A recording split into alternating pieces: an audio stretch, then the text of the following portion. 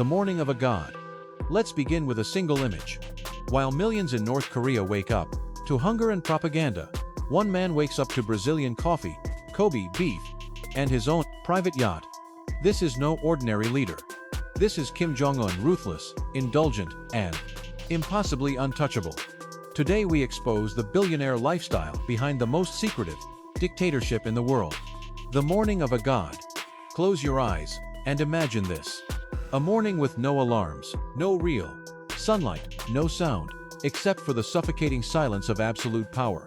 In North Korea, millions are jolted awake by loudspeakers blasting songs, glorifying a long-dead leader. But, in a remote hillside fortress surrounded by electrified fences, snipers, jamming radars, and anti-satellite cameras, Kim Jong-un is still asleep, wrapped in sheets made of imported Italian silk, breathing air purified with Russian military-grade biodefense tech. There are no windows in this room, and the light doesn't come from the sun here. The sun is not allowed to rise before him. Light is programmed. An artificial dawn coded to match the supreme leader's mood.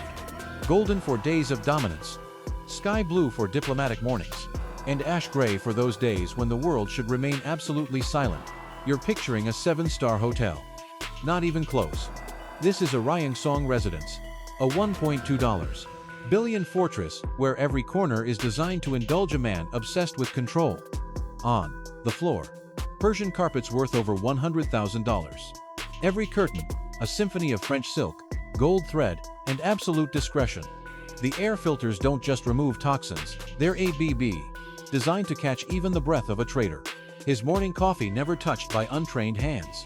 It's the rarest Brazilian roast, hand-roasted to his exact taste, brewed with imported French mineral water by his personal barista using a brewing kit made of solid 2.4 gold. Before reaching his lips, the coffee must pass 3 rounds of poison testing. No one, not the chef, not the guards, not even the souls. Doctors may speak unless spoken to. No one may meet his gaze while he remains silent, because in this palace, even a blink requires permission. And remember this, in Kim Jong-un's kingdom, dawn isn't when the sun rises, it's when the Jong-un's kingdom, one man allowed to live like a god, opens his eyes and commands the world to begin. The $1 million breakfast. When the most powerful man in North Korea finally opens his eyes, the entire nation holds its breath. But for him, the morning doesn't truly begin until breakfast is served. Not on a table, but on a porcelain throne. While millions of citizens stand, in freezing lines, clutching empty stomachs, in exchange for a bowl of watery porridge or a few kernels of corn. Kim Jong-un walks into a room, known as the dining wing of his private estate. Here, every dish is a declaration, a symbol of untouchable supremacy. Velvet drapes and rare wood cover the space. Austrian crystal chandeliers beam down on the dining table. As long as a corridor of power. Each plate is fine, German porcelain rimmed with pure 1/8 gold. Breakfast begins like a royal ritual. The starter. 2.4 aged Parma ham smuggled in through diplomatic channels. A delicacy most North Koreans have never even heard of. Then comes Japanese Kobe beef grilled, medium rare, drizzled in black truffle oil. Each thin slice costs more than a month's salary for a rural schoolteacher. And of course, a 5 Wagyu. So rare most South Koreans have only seen it on screens. Fresh fruit is flown in from 3 continents.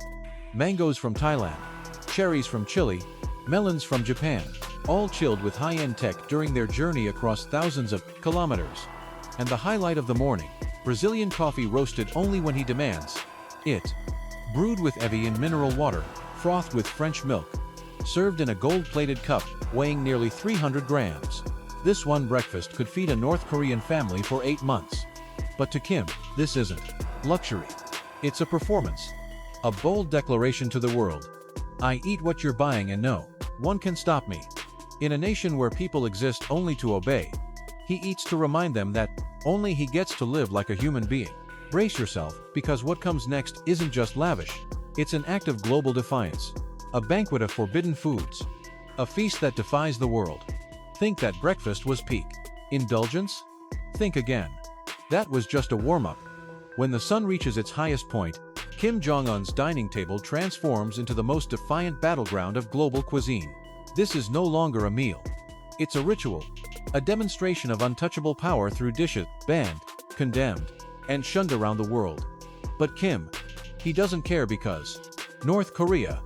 Morality stops at the gates of the supreme leader. In a land where meat is a myth and white sugar is rationed like medicine, Kim's private banquets are filled with delicacies so controversial, even the United Nations looks away. The first course, shark fin soup, banned in over 180 countries, yet served regularly at his table. Prepared in a traditional Fujian recipe presented in platinum-rimmed porcelain bowls. Next, Canadian lobster and giant tiger prawn tails from Madagascar grilled on Himalayan salt blocks brushed with French butter aged with herbs for 3 years. Each claw costs more than a doctor's monthly wage. Then the dish fit only for emperors. Beluga caviar, the rarest on earth, served with golden spoons, chilled in onyx trays at $7,000 per kilogram. Just one bite could feed a farming family for an entire month.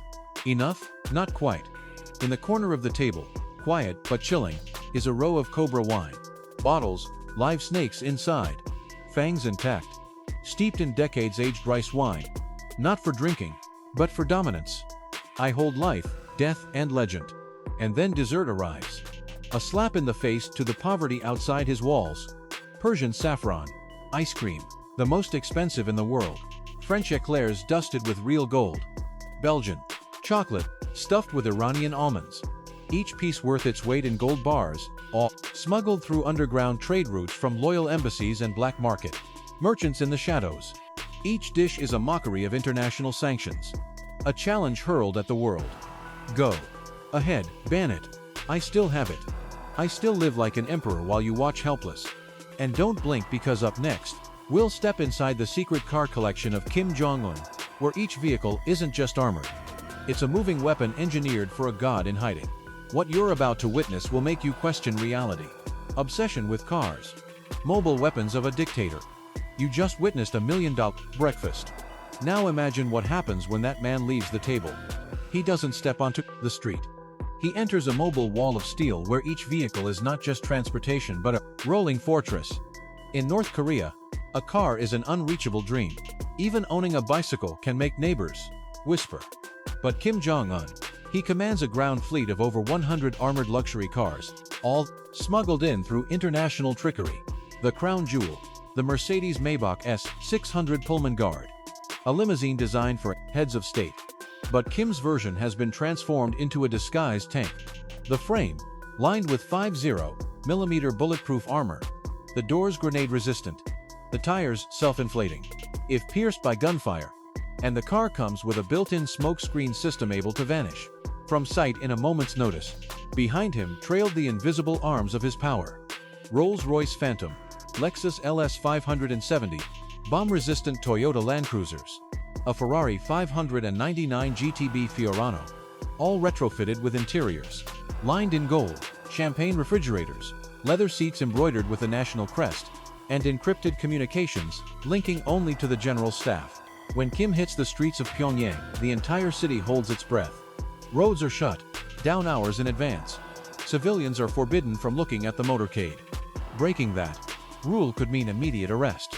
Bodyguards run beside the vehicles in perfect formation, not for fitness, but to shield the supreme leader with their bodies if necessary. And here's the eerie detail. Every guard is chosen to be shorter than Kim, so his image remains dominant in every state-controlled camera shot. This isn't just security. It's a mobile theater of power. But you'll never see these cars parked outside. They are stored in underground bunkers protected by facial recognition, multi-layer encryption, and private military. Each engine is started daily, even when not in use, to remain ready the moment Kim decides to make an appearance. Because for Kim Jong-un, movement isn't about reaching a destination. It's about being seen, to make the world hold its breath every time his tires touch the ground. And you think these cars are excessive? Wait until you see his dragon gliding across the sea. Because next we board a $7 million yacht, where even the waves dare not make a sound when Kim steps onto the deck. You won't believe this exists in a country under international sanctions. Yacht, in the forbidden zone. The floating world of a lonely king. You've seen Kim Jong-un travel by armored supercars. But that's just power on wheels. Now imagine this. When Supreme Leader wants to vanish off the face of the earth, he doesn't fly. He sails on a silent dragon worth over $7 million. It's rumored, named Jang-gun, the dragon in Korean. But this isn't your typical luxury yacht. It's a floating kingdom. A mobile command base disguised in gleaming opulence. A place where not even CIA drones or satellite waves dare to intrude. The yacht stretches nearly 60 meters in length, smuggled through front companies in Singapore and China. It's hull armored and bulletproof. Its GPS encrypted with Russian military tech and always on deck. A reconnaissance drone ready to launch at the first sign of intruders. But that's just the shell inside. And it lies a universe designed for the ultra-elite. A private spa, with marble jacuzzis imported from Italy. A soundproof music room fitted with a sound system worth hundreds of thousands. A private chef, European-trained, cooking with handcrafted Japanese steelware ready to serve anything from foie gras to bluefin tuna. Sashimi, one of the rarest delicacies on Earth. Each cabin rivals a first-class hotel suite. Leather-lined walls, teak flooring from Myanmar, silk bedding from France, hand-embroidered curtains from Turkey. The yacht even includes a secure diplomatic meeting room, allowing Kim to hold covert discussions right in the middle of the sea where no ears can listen, no satellites can scan. This is no longer leisure. It is a world beyond laws where Kim Jong-un is the only god. And, while villagers back home bathe in rivers, children walk barefoot through mud to get to school. Here he sips Louis XIII cognac poured from a Baccarat crystal decanter, basking in the silence of a golden ocean sunset. No one is allowed to know this vessel exists. Yet it sails like his power. Silent. But wherever it moves, even the waves go. Still think that's the peak of luxury? Not even close. Next, we descend into the secret vault, where Kim stores not just wealth, but power. Wardrobe worth tens of millions. Watches, wardrobes and collection of dominance designed to make the world stare in envy.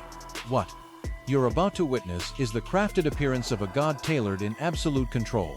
$1 million watches and a wardrobe built like an arsenal.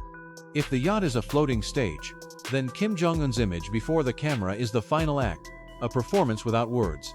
No crown, no throne, just a sparkling watch and a suit tailored down to the last millimeter of power. Imagine this. While the people wear patched-up coats shivering in -10 winters, Kim walks into a room that only exists in billionaire dreams. Deep beneath guarded bunkers lies a wardrobe that rivals museums of power. Dozens of hand-stitched suits crafted in Italy, each one worth over $5,000, specially designed to conceal signs of health decline and project an illusion of absolute control.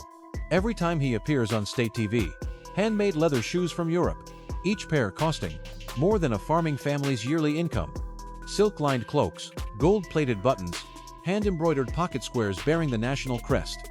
Every detail from the collar, curve to the trouser crease, is meticulously designed to say just one thing: I am power. But the crown jewel of this performance is what glitters on his wrist. Kim Jong-un's watch collection is valued at over $8.2 million. Patek Philippe favored by European royalty. Rolex models reserved for heads of state. And diamond-studded Hublot. Limited editions so rare, even Swiss collectors have only seen them in photos. Every public appearance is choreographed. Even the timepiece is chosen with intent. A stainless steel Rolex for military inspections. A gemstone-encrusted Hublot for diplomatic meetings. And when the message must be silent yet thunderous, a blacked-out Rado, no hands, no numbers, only light reflected back from its dark face as if to say, I don't follow time. Time follows me. In North Korea, a single watch can cost a lifetime of labor. But on Kim's wrist, each flick tells a story. A silent declaration cast in precious metal. I don't just rule a country. I shape the first state.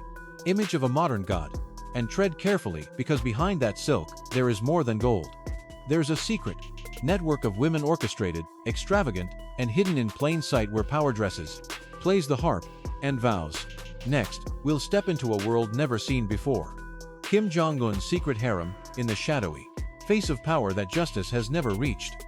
What you're about to hear will force the world to rewrite its definition of luxury. Harem banquets. Secret banquets where power wears velvet and plays the violin. If a suit is the outer shell of power, then behind a heavy curtain of unspoken law That power begins to play music. Beneath the granite layers of Pyongyang's palaces and political compounds lies a world no one dares to speak of. A world sown with red velvet, Austrian crystal chandeliers, and melodies that never echo it, the light of justice. This place goes by many names.